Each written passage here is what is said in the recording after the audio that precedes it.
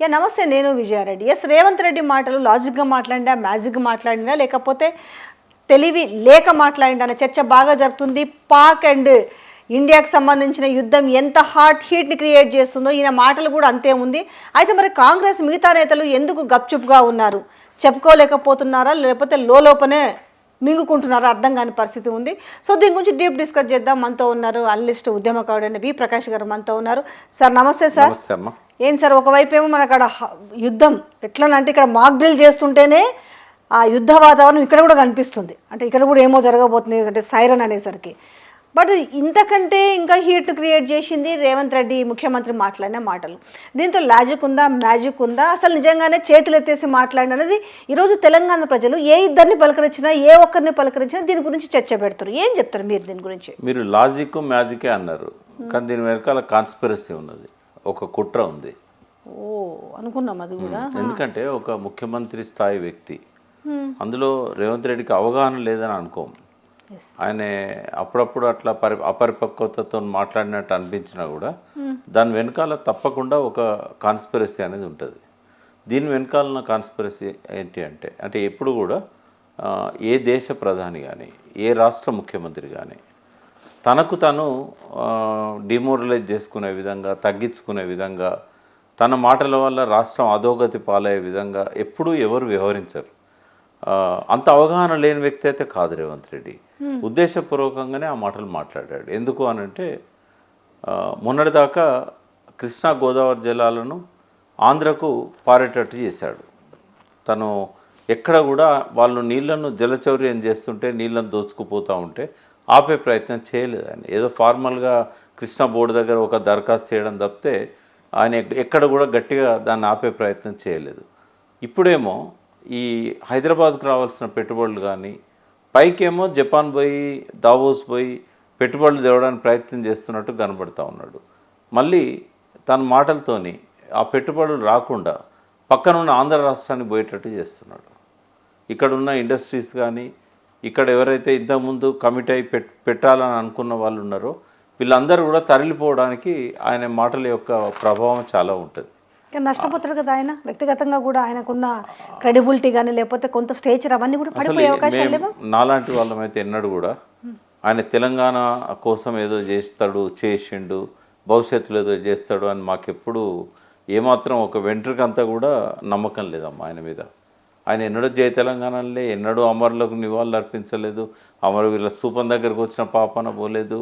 ఆయనకి ఏనాడు తెలంగాణ పట్ల కమిట్మెంట్ లేదు. ఆయన గాడ్ ఫాదర్ అనొచ్చు, ఆయన మెంటర్ అనొచ్చు, ఆయన ఫైనాన్సర్ అనొచ్చు, అన్నీ కూడా ఆంధ్రలోనే ఉన్నారు. కానీ ఆయన తగ్గించుకోవడం వల్ల ఏంటి ఆయనకి ఫ్యూచర్ ఏంది? ఏమైనా కమిట్మెంట్ ఉందేమో మనకేం తెలుసు.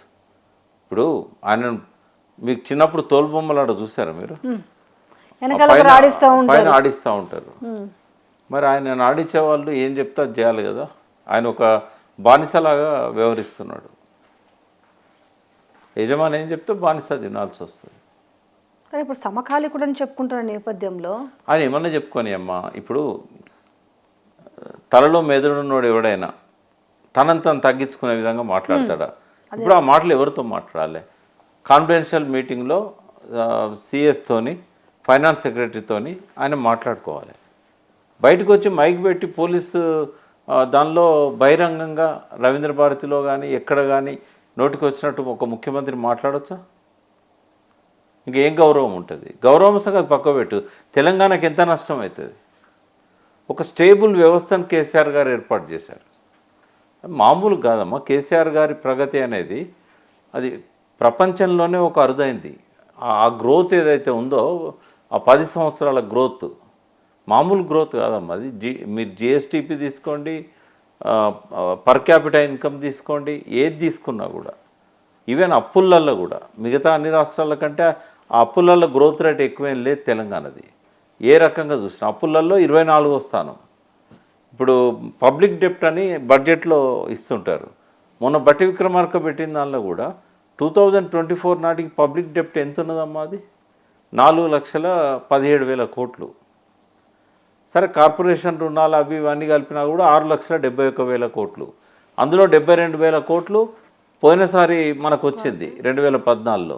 అంటే 5,99,98,000 కోట్లు మాత్రమే కేసీఆర్ గారి పాలనలో పబ్లిక్ డెప్ట్ కావచ్చు, కార్పొరేషన్ల ద్వారా ఆయన అప్పు కావచ్చు, ఏదైనా కూడా ఇది మన జిఎస్డిపిలో నాట్ ఈవెన్ 26-27% ఇది.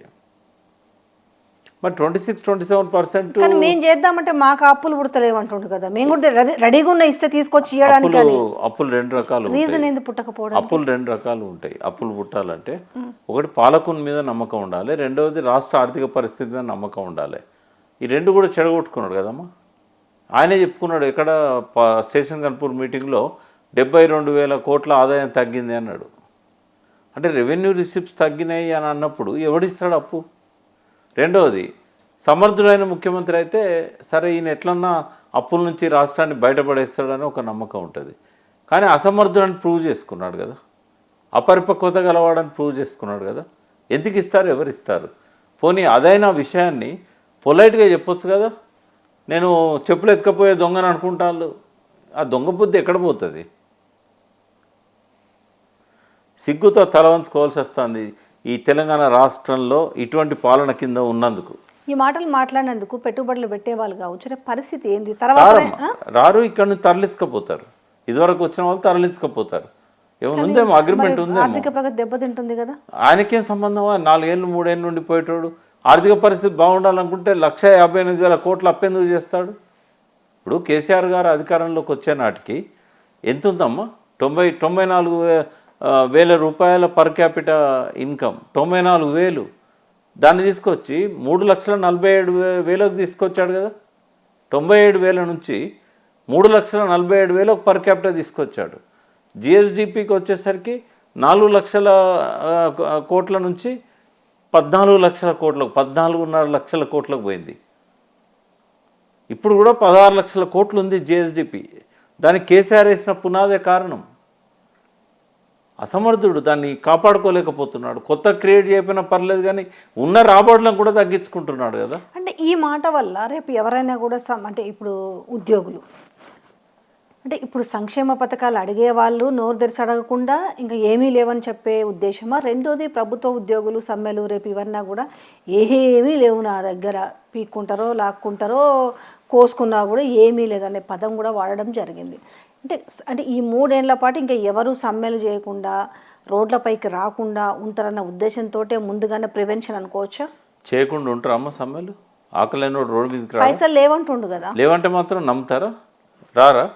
మరి అప్పుడు కేసీఆర్ ఉన్నప్పుడు బడ్జెట్ ఎంతమ్మా, రాబడి ఎంత? 62,000 కోట్లు.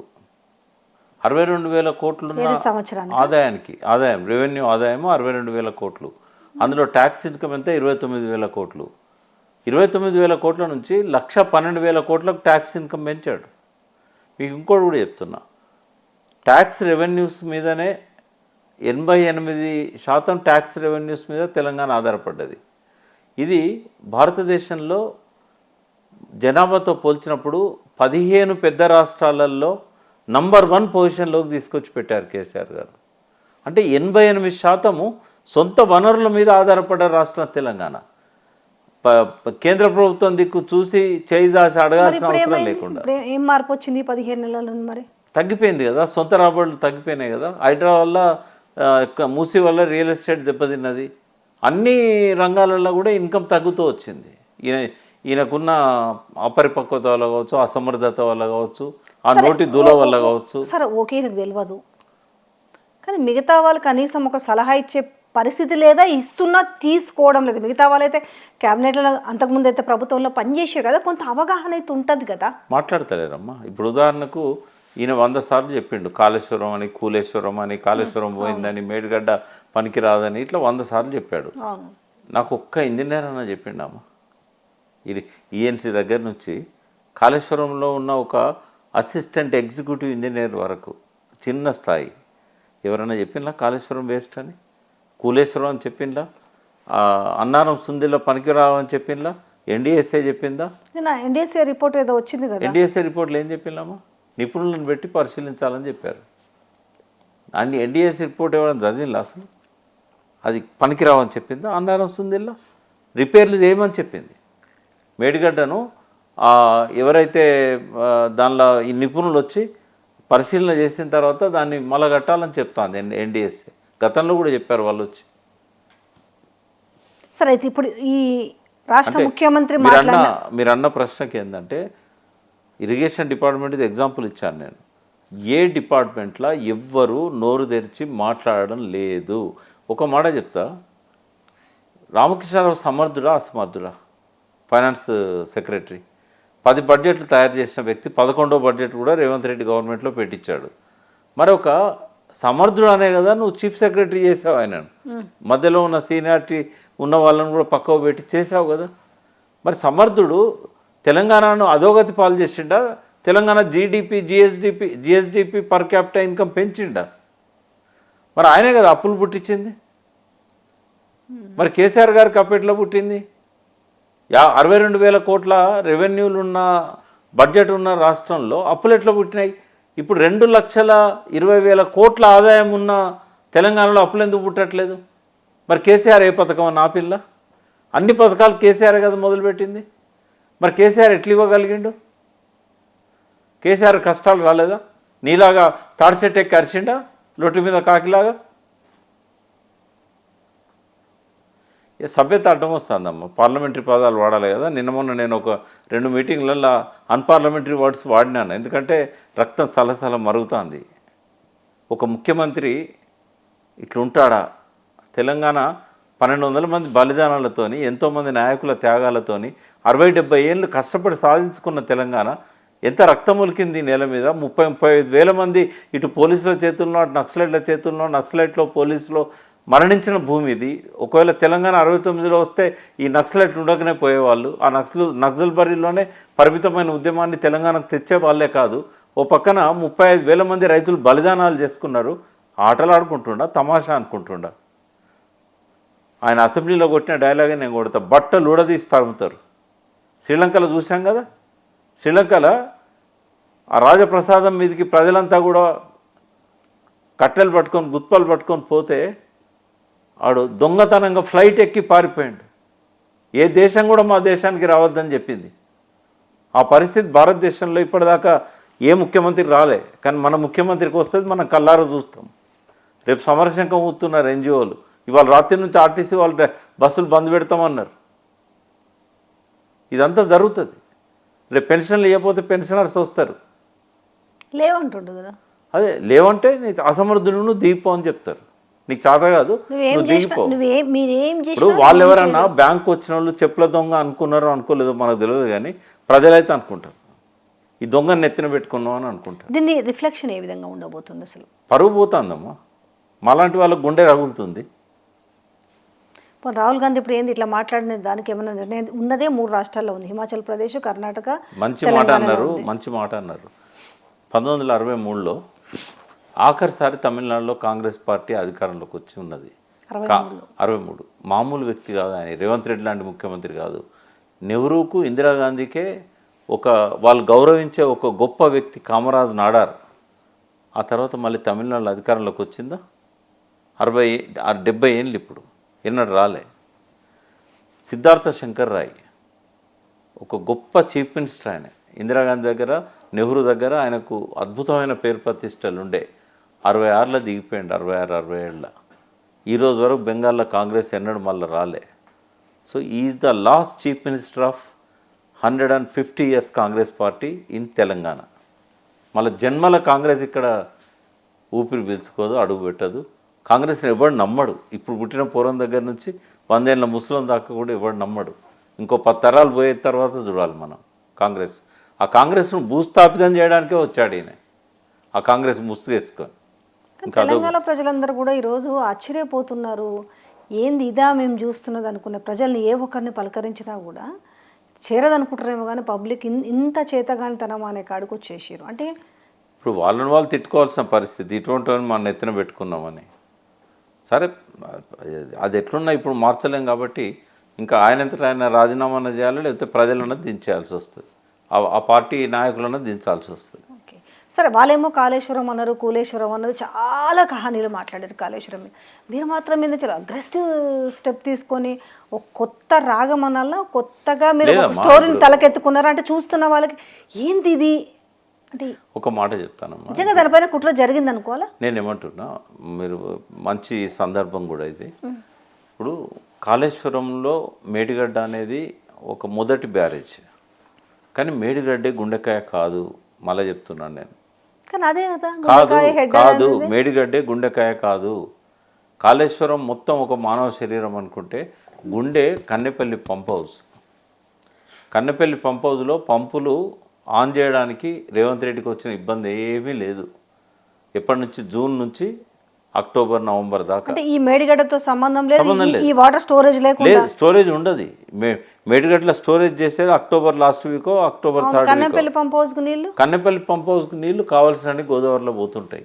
అది రివర్ బెడ్ కంటే కొంచెం కిందికి ఉంటుంది. అవును. సో అందులోకి నీళ్ళు వచ్చేసి అందులో నుంచి పంపింగ్ ద్వారా అన్నారం సుందేళ్ళ నిండి అట్నుంచి ఎల్లంపల్లికి వచ్చి ఎల్లంపల్లి నుంచి మల్లన్న సాగర్ ఇవన్నీ వస్తాయి. మిడ్ మానేరు, మల్లన్న సాగర్ ఇదంతా ఉంటుంది.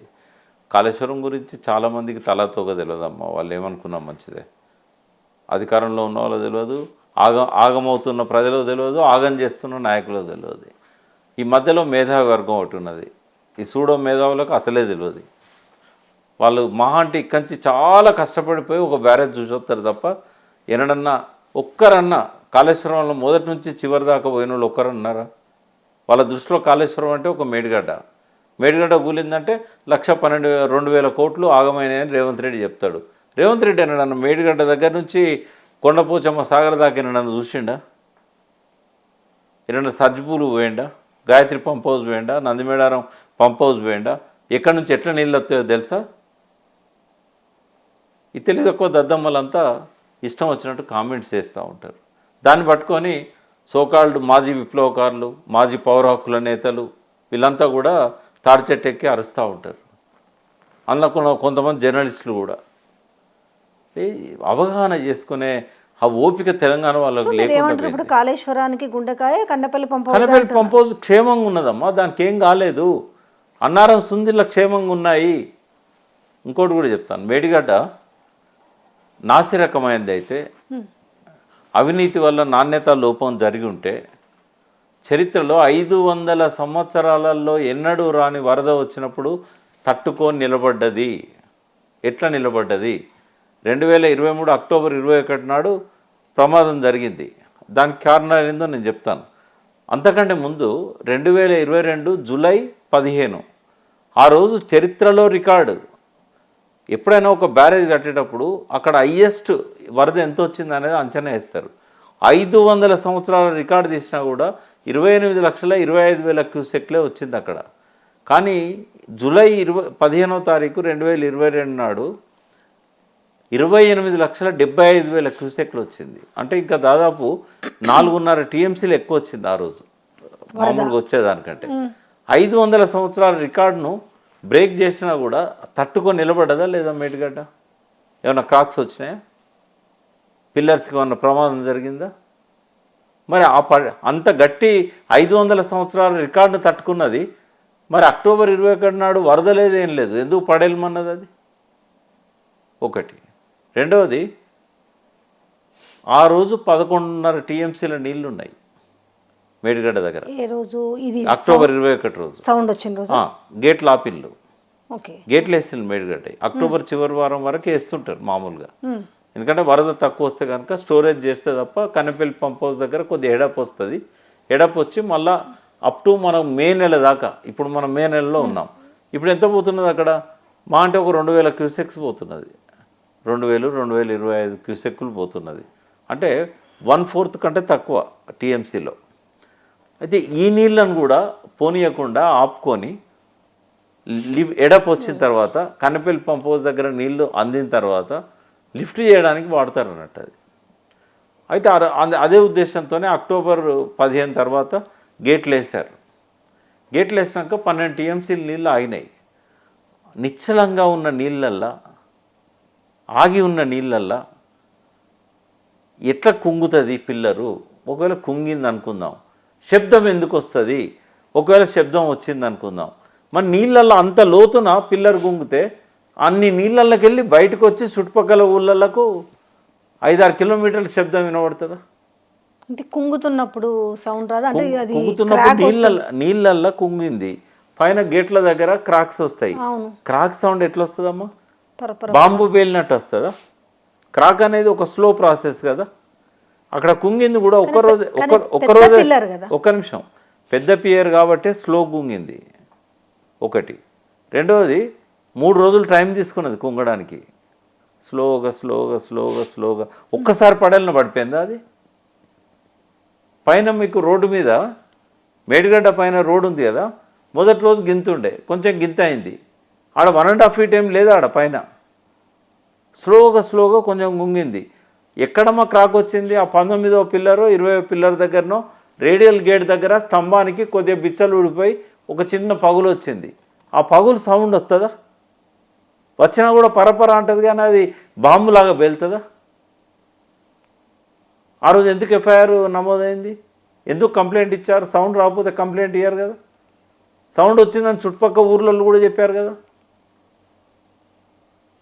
ఒకటి అనుమానం, నేనేమి 100% ఇది జరిగి ఉంటుందని చెప్తలేను. అనుమానం ఎవరు నివృత్తి చేయాలి? ఎన్డీఎస్ఏ రిపోర్ట్లో ఆ విషయాన్ని రాయలే కదా. ఎఫ్ఐఆర్ నమోదైంది, దీన్ని మేము ఎంక్వైరీ చేసినాం.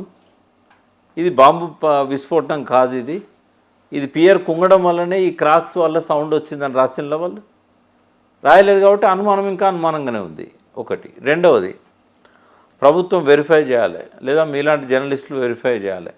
సరిగ్గా అక్టోబర్ 21 నాడు రాత్రిపూట సిరివంచ తాలూకాలో ఆ సరౌండింగ్ గుట్టలలో ఎర్త్కేక్ వచ్చిందని చెప్తున్నారు.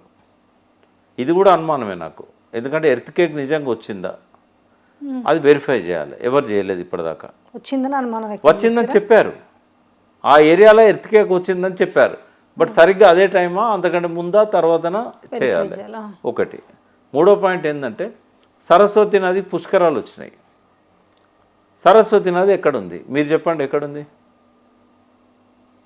ఇప్పుడు తెలంగాణ ప్రభుత్వం సరస్వతి నదికి కాళేశ్వరం దగ్గర పుష్కరాలు చేస్తుంది.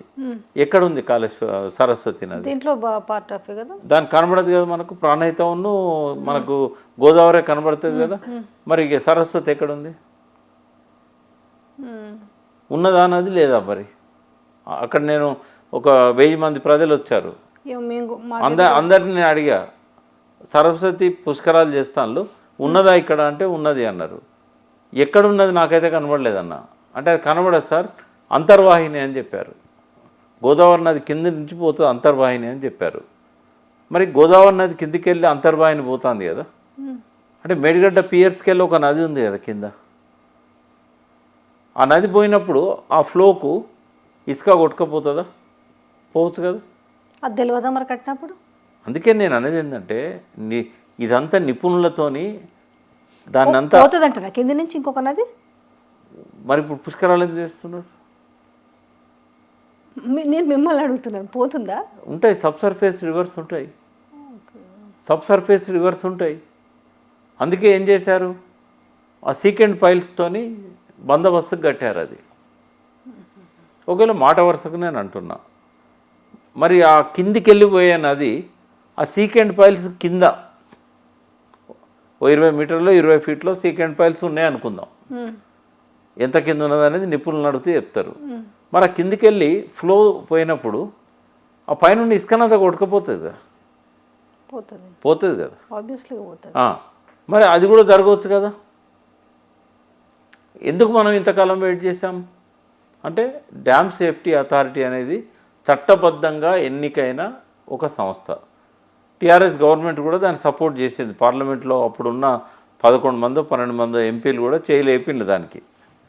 మరి నేషనల్ డ్యామ్ సేఫ్టీ అథారిటీ అనేది అక్టోబర్ 23 నాడు మేడిగడ్డ బ్యారేజ్ కుంగిన 2 రోజులకు వాళ్ళు వచ్చారు. 2 days ఇక్కడ పరిశోధనలు జరిపారు, రిపోర్ట్స్ అన్ని తీసుకున్నారు. అక్టోబర్ 31 నాడు నేరుగా ప్రెస్ పంపించిన నోటు ఉంది. ఏమని పంపించారు? మేడిగడ్డ దగ్గర నిపుణులతో పరీక్ష చేసి కారణాలు ఏందో చెప్పాలి, నిర్మాణ లోపం కావచ్చు, నిర్వహణ లోపం కావచ్చు, డిజైన్ లోపం కావచ్చు, నిర్లక్ష్యం కావచ్చు, ఇన్ని చెప్పారు. 18 నెలలు వాళ్ళు పదే వచ్చారు. విజిలెన్స్ కమిటీ వాళ్ళు అనేక పరిశోధనలు చేశారు. అన్నారం సుందరిలో కొన్ని చిన్న చిన్న రిపేర్లు ఉంటే అవి కంప్లీట్ చేయమన్నారు. ఇప్పుడేం చెప్తున్నారమ్మా? మళ్ళీ గదే పాట. 18 నెలల తర్వాత నిపుణులతోని పరీక్ష చేయించాలి. ఇంకేమన్నారు? ఈ తెలంగాణ రాష్ట్ర ప్రభుత్వంలోని ఇంజనీర్లు మేము ముట్టొద్దని చెప్పాము, అయినా కూడా వాళ్ళు సిమెంట్తోని గ్రౌటింగ్ చేశారు. గ్రౌటింగ్ చేయడం వల్ల ఆ బ్యారేజ్ కొట్టుకపోకుండా ఆగింది. మిగతా బ్యారేజ్, మిగతా పియర్స్ వాళ్ళు అది కూడిపోకుండా ఉండాల్సింది. మేము చెప్పలేదు, మేము చెప్పకుండా చేశారు వాళ్ళ పని. అంటే బ్యారేజ్ కొట్టుకపోవాలి, అంతే కదా. ఇప్పుడు పోయిన సంవత్సరమే జూన్ నాటికి ఇక్కడ పోయిన సంవత్సరం జూన్ నాటికే రేవంత్ రెడ్డి ముఖ్యమంత్రి ఉన్నప్పటికే ఎన్డీఎస్ఏ వాళ్ళు చెప్పిన రిపేర్లు అన్నీ చేశారు. అన్నారం సుందిల్లా మేడిగడ్డలాగా అక్కడ ఏం డ్యామేజ్ కాలే కదా. అక్కడక్కడ కొన్ని లీకులు వచ్చినాయి, లీకేజ్ వచ్చింది, సీపేజ్ వచ్చింది, పెద్ద బుంగలు కూడా ఏం రాలే. అవి కూడా ఎందుకు వచ్చినాయి తెలుసా? జూన్ 21న 2019 కాళేశ్వరాన్ని జాతికి అంకితం చేశాక కంటిన్యూగా వరదలు వచ్చినాయి. మార్చి దాకా వాటిల్లో నీళ్లు ఉన్నాయి. మార్చిలో లాక్డౌన్ వచ్చింది, 100% లాక్డౌన్. ఏదైనా కొత్తగా కట్టినప్పుడు స్టెబిలైజ్ కావాలి. ఆ స్టెబిలైజ్ అయ్యే క్రమంలో చిన్న చిన్న క్రాక్స్ వస్తాయి. ఆ రాఫ్టుల దగ్గరనో అక్కడనో ఇక్కడనో కొంత క్యూరింగ్ సరిగా లేని కాడ బిచ్చలు ఊడిపోతాయి. అదంతా కొన్ని నాణ్యత లోపం అని చెప్పడానికి లేదు, కానీ కొన్ని రకాల ఎంత మంచిగా ఇల్లు కట్టుకున్నా కూడా వస్తుంది. ఓ 6 నెలలో 1 ఇయర్కు కొన్ని క్రాక్స్ కనబడతాయి. ఇది కూడా అంతే. కానీ అప్పుడు వాటిని అడ్రస్ చేయడానికి 100% లాక్డౌన్ ఉండే కాబట్టి ఆ లాక్డౌన్ అయిపోయే లోపలనే మళ్ళీ వరదలు వచ్చినాయి. ఆ పొరపాటు వల్ల కొన్ని అక్కడక్కడ చిన్న చిన్న రిపేర్లు అవసరమైనాయి.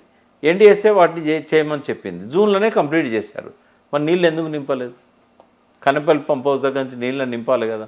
కేటీఆర్ గారు పోయి 50,000 మందితో నేను పంపులను ఆన్ చేస్తా అని చెప్పినాక కూడా పంపులు పనిచేయలే. ఈ సంవత్సరం కూడా పనిచేయలే. యాసంగి పంటలు ఎండిపోతూ ఉన్నాయి. యాసంగిలో నీళ్ళు ఇయ్యలేదు. మరి మేడిగడ్డ బ్యారేజ్ కూడా రిపేర్ చేయాలన్నా వద్దా? ఇప్పుడు మీరు రోడ్ వెంబడి పోతుంటారమ్మా, యాక్సిడెంట్ అవుతుంది. ఒక అతను వీల్ కిందికి వచ్చి కొట్టుకుంటూ ఉంటాడు, గిల గిల గిల గిల గిల, బస్సు వెళ్ళిపోతుంది, పైనుంచి వెళ్ళిపోతుంది, వీల్ కొట్టుకుంటూ ఉంటాడు. పోలీసులు వచ్చి వైద్య సదుపాయం చేస్తారా? పోలీసులు రాకముందే ప్రజలు అంబులెన్స్ను పిలిచి ఎక్కించి హాస్పిటల్ పంపిస్తారా? లేదా పంచనామా చేసేదాకా, ఎంక్వైరీ చేసేదాకా ముట్టకుంటూ ఉంటారు దాన్ని? ఇది అటువంటిది కాదా? ఏమైతే ప్రాణం బుద్ధి కదా. రేవంత్ రెడ్డి చూస్తున్నది ఏంటంటే మేడిగడ్డ బ్యారేజ్ కొట్టుకపోవాలి. అదే నేను అడగబోయే ప్రశ్న కూడా అదే. 2000 వాళ్ళకు ఉన్నది అంతా కూడా హోప్లెస్ అయిపోయింది. ఇప్పుడు నానాటికి తీసి రకంగా అయిపోయారు మొన్న ఇచ్చిన ఆయన స్టేట్మెంట్తో కూడా. రేపు ఒకవేళ మళ్ళీ ఇలాంటి జిమ్మిక్కులు చేసి అధికారంలోకి రావడానికి నేను 20 ఏళ్ళు ఉంటాంటుండగా రాజకీయంలో నిజంగానే కూలిపోయే విధంగా చేస్తారా? నాకు అనుమానం ఏముందంటే సుందిల్లో అన్నారం కూడా కూలగొడతారు. ఎందుకంటే ఎందుకు కూలగొడతారంటే ఆల్రెడీ రవీంద్ర భారతిలో చెప్పేసిండు, కూలేశ్వరం అది అన్నారం ఉండదు, సుందిల్లు ఉండదు. ఎందుకంటే 3 బ్యారేజీలు కూలిపోయినాయనే చెప్పిండు. ఎట్లా కూలగొడతాడో మనకు తెలియదు, బట్ కూలగొట్టే ప్రమాదం అయితే ఉన్నది. నేను మొన్న కూడా మీటింగ్లో కాళేశ్వరం దగ్గర చెప్పిన అందరు మాజీ ఎమ్మెల్యేలు, మాజీ స్పీకరు, ఇప్పుడున్న కౌన్సిల్ ప్రతిపక్ష నాయకుడు అందరి ముందు చెప్పిన, జాగ్రత్తగా ఉండండి, వీటికి కూడా ప్రమాదం ఉన్నది. మేడిగడ్డ ఫట్టుమన్నట్టు ఇవి కూడా కావచ్చు, ఏ కారణమైనా చెప్పొచ్చు తర్వాత. ఎందుకంటే ఎందుకు ఈ బ్యారేజీలను ఉండొద్దు అనుకుంటుండు రేవంత్ రెడ్డి? దీనికి నేను ఇచ్చే సమాధానం సేమ్. ఎందుకు రాష్ట్రాన్ని బదనాం చేస్తున్నాడో అదే కారణం దీనికి కూడా. ఎందుకు అనంటే ఇంకొకటి కూడా ఇది అర్థం కావాలంటే, సమైక్య రాష్ట్రంలో 57 ఏళ్ళు, శ్రీరామ్ సాగర్ తర్వాత ధవళేశ్వరం దాకా మధ్యలో ఎందుకు బ్యారేజ్ కట్టలేదు? పోనీ ఈ ప్రపంచంలో ఏ దేశంలోనైనా, భారతదేశంలో ఏ రాష్ట్రంలోనైనా 500 కిలోమీటర్లు నీళ్లున్న నదిలో బ్యారేజీలు కట్టకుంటున్నారా? డ్యాములు కట్టకుండా ఉన్నారా? ప్రత్యేకంగా ఎందుకు 1956 నుంచి 2014 దాకా బ్యారేజ్ కట్టకుంటున్నారు? మీరు చెప్పగలుగుతారా కారణం ఏందో? మీ ద్వారా ప్రజలకు మళ్ళొక్కసారి మనవి చేస్తున్నాను. ఎందుకంటే మేము పోయిన 2 తరాలకు చెప్పాను, ఇప్పుడు 3వ తరానికి కూడా చెప్తాను. తెలంగాణ ఎత్తు మీద ఉన్నది, కింద ఆంధ్ర ఉంది. నవాబ్ అలీ నవాజ్ జంగ్ అనే తెలంగాణ ఇంజనీర్ నిజాం పీరియడ్లో అద్భుతమైన ప్రణాళికలు వేసి 1 కోటి ఎకరాలకు నీళ్ళు ఇచ్చే ప్రాజెక్టులను డిజైన్ చేశాడు. అందులో గోదావరి మీద ఏదైతే ఆయన డిజైన్ చేశాడో ఒక్క ప్రాజెక్టు 28 లక్షల ఎకరాలకు నీళ్ళు ఇచ్చేది. ఆనాడు 8 జిల్లాలు ఉన్నాయి తెలంగాణలో. ఖమ్మం జిల్లా లేదు, రంగారెడ్డి జిల్లా లేదు. 8 జిల్లాలల్లో 6 జిల్లాలకు నీళ్ళు ఇచ్చే ప్రాజెక్టు గోదావరి. దాని పేరు గోదావరి మల్టీపర్పస్ ప్రాజెక్ట్. ఎక్కడ కట్టాలనుకున్నారు? దానిలో 5 కాంపోనెంట్స్ ఉంటాయి. మొదలు నాందేడ్ అప్పుడు నిజాం స్టేట్లో ఉండే కేవల్ డ్యామ్ అని ఒక చిన్న డ్యామ్ కట్టాలనుకున్నారు. దాని కింద 1 లక్ష ఎకరాలే, అది కూడా కలిపితే 29 లక్షల ఎకరాలు. అయితే దాని కింద కుష్టాపురం డ్యామ్ అనేది ఒకటి కట్టాలనుకున్నారు. ఆ కుష్టాపురం అనేది శ్రీరామ్ సాగర్ డ్యాంలో మునిగిపోయింది. డ్యామ్ కట్టలేదు, మునిగిపోయింది. ఆ ప్రాంతం, ఆ విలేజ్ మునిగిపోయింది. కొంచెం కిందికి కట్టారు, శ్రీరామ్ సాగర్ డ్యామ్ కట్టారు. దాని తర్వాత ఇది ఇక్కడ మన ఖానాపూర్ కింద కడెం నది గోదావరిలో కలిసే కాడ అక్కడ ఒక పెబ్బేర్ అని ఉంటుంది. అది అక్కడ ఒక డ్యామ్ కట్టి, ఒక బ్యారేజ్ కట్టి, ఒక కెనాల్, లెఫ్ట్ కెనాల్ అని మంచిర్యాల దాకా. తర్వాత దాన్ని ఎన్టీ రామారావు గారు కూడా రివైవ్ చేయాలని చూశారు. ఆ మందాకిని కాలువ అని పెట్టాడు దానికి ఎన్టీ రామారావు, కానీ ఆయన పీరియడ్లో కట్టలేదు అది. అయితే అక్కడ ఒకటి కడెం నదిలో గోదావరిలో ఒక కడెం కలిసే దగ్గర అక్కడ ఒక బ్యారేజ్ కట్టి అక్కడ నుండి తీసుకుపోవాలనేది. తర్వాత కడెం ఒకటి, దాంతోపాటుగా LMD లోయర్ మానేర్ డ్యామ్, ఇవన్నీ కూడా ఆ ప్రాజెక్టులో ఉన్న అంతర్భాగాలు. అల్టిమేట్గా ఏంటంటే 28 లక్షల ఎకరాలకు నీళ్ళు ఇచ్చే కాలువ ఈ కాకతీయ కాలువ. అయితే దాన్నే తర్వాత కాలంలో ముందర ఏం చేశారంటే నిజాం పీరియడ్లో అది చేస్తే వీళ్ళు ఏం చేశారంటే ఇటు గోదావరిలో నీళ్ళు తీసుకుపోతాను, అటు కృష్ణా మీద కూడా ఏలేశ్వరం ప్రాజెక్ట్ అంటే నందికొండ ప్రాజెక్ట్ అన్నారు. తర్వాత నాగార్జున సాగర్ అయింది. ఇవన్నీ వీళ్ళు కట్టుకున్నట్టయితే మనకే నీళ్ళు వస్తాయి అని ఆంధ్రప్రదేశ్లోనే ఒక తొంపు పెట్టారు, తెలంగాణ ఆంధ్రను కలపాలి అని. అంటే ఈ నీళ్లను, వనరులను, ఉద్యోగాలను, ఎందుకంటే అద్భుతమైన క్యాపిటల్ సిటీ హైదరాబాద్ మీద ఎందుకు కన్నుపడ్డది అంటే ఆనాడు భారతదేశంలో ఉన్న ప్రధాన నగరాలన్నిట్లో ఎక్కడ కూడా 1 ఎకరం జాగా లేదు గవర్నమెంట్ దగ్గర. ఇక్కడ నిజాం సర్ఫెకాస్ భూములన్నీ కూడా లక్షల ఎకరాలు ప్రభుత్వంలో కలిసినాయి. అవి దోచుకోవచ్చు, నవాబుల భూములు దోచుకోవచ్చు, కాందిశీకుల భూములు దోచుకోవచ్చు. 1 భూములు, 2 నిధులు, 3 ఉద్యోగాలు, ఇంపార్టెంట్ నీళ్లు. వీటి కోసం అని చెప్పి ఆంధ్రప్రదేశ్ అనేది తీసుకొచ్చారు. రావడమే 7 ప్రాజెక్టులు రద్దు చేశారు. అందులో ఈ గోదావరి బౌలవార్త సాధక ప్రాజెక్టును 28 లక్షల ఎకరాల నుంచి దాన్ని 3.5 లక్షల ఎకరాలకు తగ్గించారు. కేవలం నిజామాబాద్లో కొన్ని గ్రామాలకు, ఆదిలాబాద్లో కొన్ని గ్రామాలకు, కరీంనగర్లో కొన్ని గ్రామాలకు కుదించారు దాన్ని 3.5 లక్షల ఎకరాలు. రిపీట్ అవుతుందా చెప్తున్నా. అయితే అప్పుడు కుదించారు. కుదించిన తర్వాత 69 ఉద్యమం వచ్చింది కదా, వచ్చినాక దాన్ని మళ్ళీ ఇప్పుడు పెంచుకుంటూ వచ్చారు. అప్పుడు విమర్శించినప్పుడు 5.5 లక్షల ఎకరాలు చేశారు, 5.6 లక్షల ఎకరాలు. తర్వాత చెన్నారెడ్డి వచ్చిన తర్వాత తెలంగాణ ఉద్యమం యొక్క ప్రభావం వల్ల మళ్ళా సెకండ్ ఫేజ్ అని, శ్రీరామ్ సాగర్ సెకండ్ ఫేజ్ అని, తర్వాత దాన్ని పెంచాడు, ఆయకట్టు పెంచాడు. కాకతీయ కెనాల్ కిందనే మొదటి దశలోనే 9.5 లక్షల ఎకరాలు ఉంటే అలా కాకతీయ కెనాలు వర్ధనపేట దాకా వచ్చిన తర్వాత దాన్ని పొడిగించి డోర్నకల్ దాకా, అటు కొడకన్ల చాలా దూరం తీసుకెళ్లారు. వాటి నుంచి వచ్చే DBM 38 అని, DBM 37 అంటే వరంగల్ జిల్లా అంతా కూడా మహబాదు, ములుగు, భూపాలపల్లి ఇవన్నీ తీసుకుపోయారు. ఇదంతా కూడా తెలంగాణ ఉద్యమం యొక్క ప్రభావం. కానీ 7 ప్రాజెక్టులు ఏవైతే ఆపిల్లో అవి ఈరోజు వరకు ఆపే ఉన్నాయి, అవి స్టార్ట్ చేయలేదు. ఆ మొత్తం రద్దు చేశారు ఆ ప్రాజెక్టులు. అలా కృష్ణాలో 3 ఉన్నాయి, అప్పర్ కృష్ణ, భీమా, తుంగభద్ర. గోదావరి మీద దేవునూరు ఉంది, పెనుగంగ ఉంది, ప్రాణహిత ఉంది, ఇచ్చంపల్లి ఉంది.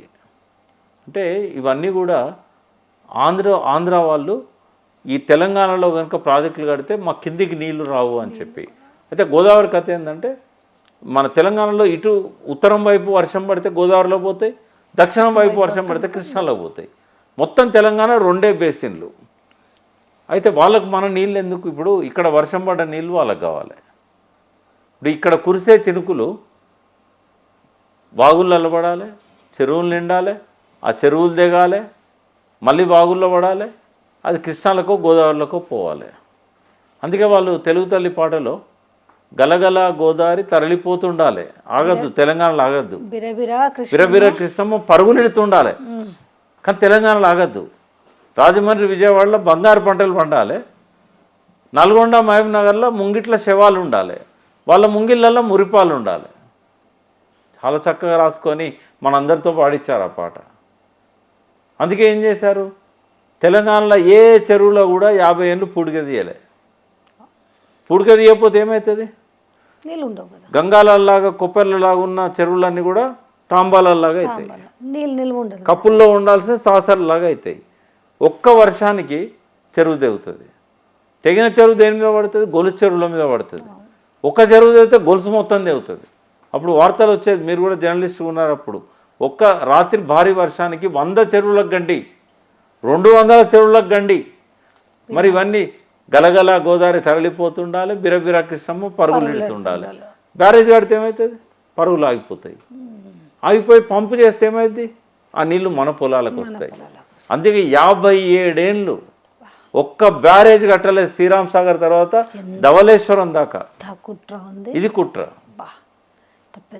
ఈ కుట్రలకు వారసుడు మన ముఖ్యమంత్రి. ఇప్పుడు ఉన్నది కూడా కూలిపోవాలి వీళ్ళు మళ్ళా. గోదావరి మీద బ్యారేజ్లు ఉండొద్దు, అదే అర్థమైంది. ఇప్పుడు బ్యారేజ్ ప్రతి అప్పటి నుంచి కాళేశ్వరం కూలేశ్వరం అంటున్నారంటే ఈ కథ బాగా వాళ్ళకు ఉండొద్దు. ఇప్పుడు లేకపోతే ఎన్నడో మేడిగడ్డ, ఇప్పుడు ఇదే కేసీఆర్ ముఖ్యమంత్రి ఉంటే మేడిగడ్డ ఎప్పుడో రిపేర్ అయ్యేది కదా. ఇప్పటికి 2 సంవత్సరాల కిందనే నీళ్ళు వచ్చేటి కదా, మళ్ళీ ఏడాదిన్నర నుంచి వదిలిపెట్టేవాడా? రోడ్డు మీద గిలగిల కొట్టుకుంటున్న శవాన్ని దవాఖానా తీసుకపోరా, కట్లు కట్టరా, అతికించారా, కాళ్ళు చేతులు వదిలేస్తారా? తెలంగాణ ప్రజలకు అర్థం కావాలి ఈ కుట్రలు. అవుతుంది అంటారా? ఇంకోటి, గోదావరి నీళ్ళు ఓన్లీ గోదావరి రాజమండ్రికే కాదు, ఇప్పుడు పోలవరం ఇంకా కంప్లీట్ కాలేదు, అక్కడ స్టోరేజ్ లేదు వాళ్ళకు.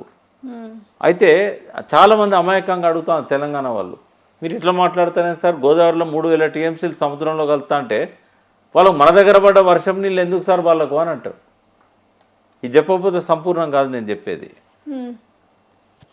వాళ్ళకు రాజమండ్రి, కొవ్వూరు, ఆ డెల్టాలల్లో 12-13 లక్షల ఎకరాలకు నీళ్ళు వస్తున్నాయి. పంటలు పండుతున్నారు, పంటలు పండిస్తారు. ఆడున్న స్టోరేజ్ ఎంతమ్మా? 2 టీఎంసీ. 2 టీఎంసీ ఎంతకు సరిపోతాయి? 20,000 ఎకరాలకు సరిపోతాయి. ఎట్లా సరిపిస్తున్నారు? మరి ఇప్పుడు నాట్లు వేయాలంటే ఎప్పుడు వేస్తారు? ఖరీఫ్లో, వర్షాకాల పంటలు నాట్లు ఎప్పుడు పడుతున్నాయి డెల్టాలో? జూలైలో పడతాయి. జూలై, ఆగస్టు, జూన్లో నార్లు పోసుకుంటారు, జూలైలో వేస్తారు. మరి గోదావరిలో నీళ్ళు ఎప్పుడు వస్తాయి? జూలై తర్వాత వస్తాయి, ఆగస్టు, సెప్టెంబరు. మరి స్టోరేజ్ లేదు కదా వాళ్ళకి, ఎట్లా సరిపోతున్నాయి? అందుకే తెలంగాణలో పడ్డ వర్షపు నీళ్ళు అన్నీ కూడా చెరువులలో పడాలి, చెరువులు దిగాలి. వాళ్ళకు మొదటి పంట నాట్లకు కావాలి. కృష్ణా డెల్టాలో 13.5 లక్షల ఎకరాలు ఉన్నది. కృష్ణా ప్రకాశం బ్యారేజ్ దగ్గర కూడా 2 టీఎంసీ. వాళ్ళు 4 టీఎంసీ పెట్టారు ఇక్కడక్కడ, బట్ 2 టీఎంసీ ఇప్పుడు వాళ్ళకి స్టోరేజ్ ఉన్నది. మిగతాదంతా ఇసుక మెటల్ వేసింది. మరి ఇక్కడ నీళ్ళు ఎట్లా? పోలవరం దగ్గర నుంచి ఆ పుష్కరం కాలువోడు తీశారు, తాటిపూడి పుష్కరం అని 2 ఉన్నాయి కదా. తర్వాత పెద్ద పెద్ద కెనాల్స్ తీశారు ప్యారలల్గా, తీసుకొచ్చి ఇదే గోదావరి నీళ్ళతో కృష్ణా డెల్టాలో పంటలు పండిస్తున్నారు. మరి మేడిగడ్డ బ్యారేజ్ గేట్లు వేసి ఉంటే, మళ్ళీ వరద వచ్చేదాకా గేట్లు వేసి ఉంటాయి. మరి ప్రాణహిత నీళ్ళు వాళ్ళకు వస్తాయా? రావు కదా. గేట్లు వేసి ఉంటే ఇక్కడే ఇది మొత్తము స్టోరేజ్ పెంచుకుంటారు కాబట్టి రాదు. తర్వాత ఋతుపవనాలు, నైరుతి ఋతుపవనాలు వేరు, ఈశాన్య ఋతుపవనాలు వేరు. సగం ఆంధ్రలో ఈశాన్య ఋతుపవనాలు ఉంటాయి. మనకు వర్షాలు పడ్డప్పుడు పడాయి వాళ్ళకు. ఇంద్రావతి నదిలో కూడా వరదలు జూలై తర్వాతనే వస్తాయి, మొదలు రావు. శబరిలో కూడా అక్టోబర్, సెప్టెంబర్లోనే వస్తాయి. మరి వాళ్ళకి ఏ నీళ్ళు కావాలి? ప్రాణహిత నీళ్ళు కావాలి. మరి మేడిగడ్డ బ్యారేజ్ కనుక మంచిగా ఉంటే ప్రాణహిత నీళ్ళు పోతాయా కిందికి? పోవు కదా. పోకపోతే వాళ్ళకు జూలైలో నాట్లు పడతాయా? పడాయి. రెండవది, గోదావరిలో వరద ఎప్పుడు ఉంటుంది? August, September, October. ఆ టైం వరకు ఖరీఫ్ కోతలు అయిపోతాయి. మళ్ళీ తర్వాత యాసంగి పంటలు. యాసంగి పంటలకు మళ్ళీ స్టోరేజ్ లేదు కదా వాళ్ళకు, నాటు ఎట్లా పడాలి? కొన్ని నీళ్ళు వస్తూ ఉంటాయి. ఇప్పుడు 1000, 2000, 3000, 5000 క్యూసెక్లు ఇట్లా వస్తూ ఉంటాయి. అవి సరిపోవు వాళ్ళకు. అందుకని ఏం చేయాలి? యాసంగి పంటలకు రైట్ ఫ్రమ్ సింగూరు డ్యాములు తలుపులు తెరవాలి, నిజాం సాగర్ తలుపులు తెరవాలి. ఇక్కడ స్టోరేజ్ ఉంటుంది కదా, డెడ్ స్టోరేజ్. శ్రీరామ్ సాగర్ తలుపులు తెరవాలి. అందులో కూడా లేవనుకో, కడెం తలుపులు తెరవాలి. కింద పోతుంటే ఎల్లంపల్లి తలుపులు తెరవాలి. తాలిపేరు ప్రాజెక్ట్ అన్నది అడవిలో, దాని తలుపులు తెరవాలి. కిన్నెర్స్ అని చిన్న ప్రాజెక్ట్ ఎలక్ట్రిసిటీ కోసం, దాని తలుపులు తెరవాలి. అవసరమైతే సాత్నాల, స్వర్ణ, చిన్న చిన్నవి అన్ని తలుపులు తెరవాలి. ఇవన్నీ తెరవాలి. తెరిచి గోదావరిలోకి పోవాలి ఆ నీళ్ళు. బ్యారేజ్ ఉంటే పోతాయి అవి. ఎప్పటిదాకా కావాలి వాళ్ళకు? మార్చ్, ఏప్రిల్, మే. మరి 3000 టీఎంసీలు సముద్రంలో కలిసేది. అటు ఖరీఫ్కి అక్కర్రావు, ఇటు రబీకి కూడా చివరిలో అక్కర్రావు. అందుకని మేడిగడ్డ బ్యారేజ్ ఉండొద్దు, అన్నారం సుందిళ్ళు ఉండొద్దు. నీళ్ళని కిందికి పోతుండాలి, గలగల గోదావరి తరలిపోతుండాలి, బిరబిరా కృష్ణమ్మ పరుగులెడియాలి. ఇది కుట్ర. ఒక ఆంధ్ర ఏజెంట్ను, ఒక తెలంగాణ వ్యతిరేకిని ముఖ్యమంత్రి చేస్తే వచ్చే ఫలితం ఇది, వచ్చిన ఫలితం ఇది. ఇప్పటికైనా మా తెలంగాణ జనానికి అర్థం కావాలి, లేకపోతే మళ్ళీ ఇంకో ప్రయోగం చేస్తారు. మంచిగా నడుస్తున్న అంటే 57 ఏళ్ల విధ్వంసాన్ని 10 ఏళ్ల కాలంలోనే పునర్నిర్మాణం చేయడానికి వడివడిగా అడుగులేస్తున్న పాలనను రకరకాల సాకులు చెప్పి, కారణాలు చెప్పి, అబద్ధాలను నమ్మి మధ్యలో వదులుకుంటే వచ్చింది ఇది.